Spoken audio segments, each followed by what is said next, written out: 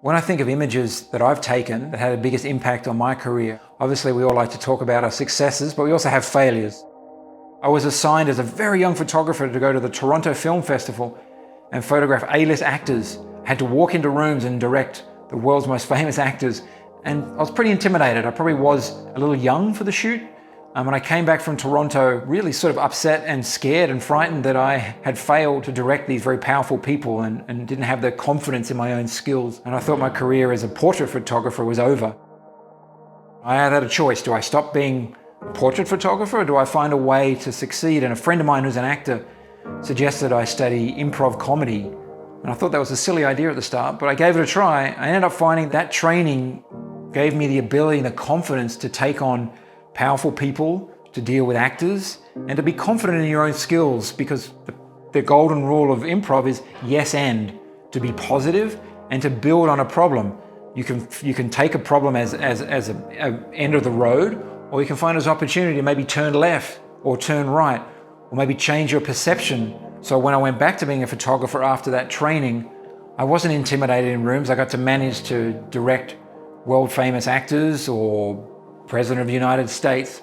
And that training of staying positive and being open, because what might seem as a closed door might be a laneway or another open door for a journey to an unexpected place that might find happy moments and unexpected joys that you wouldn't have chosen if you went in with a very focused point of view.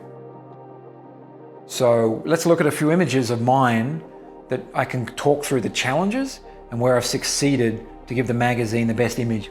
In the win column is the one that I took the most risk on, that probably shouldn't have succeeded. There was a portrait I took of Ron Howard in Grand Central Station in New York. And Ron Howard's, obviously a very world famous, busy director who actually does take the train as a normal fella from Connecticut. He said he would give me 5 minutes, and I wanted to capture the energy of New Yorkers getting off trains in Central Station. As you know, New Yorkers don't wait for anybody. And as New Yorkers get off trains, they probably take about 15 seconds to disperse.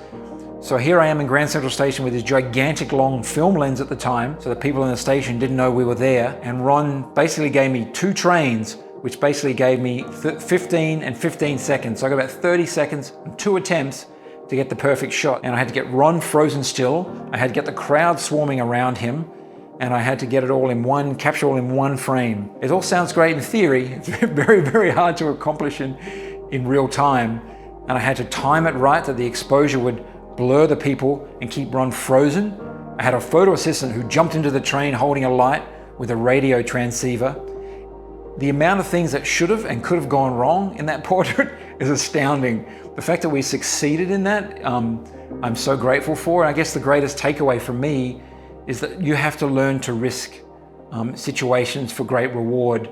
We could have played the safe option and just had a portrait of Ron standing there with a train in the background. We could have taken so many other options, but we really chose to roll the dice. If you went in there again every other day, you might not succeed, but I'm really, really proud of that image because it showed that you do have to take chances, and that's where you'll find your biggest success.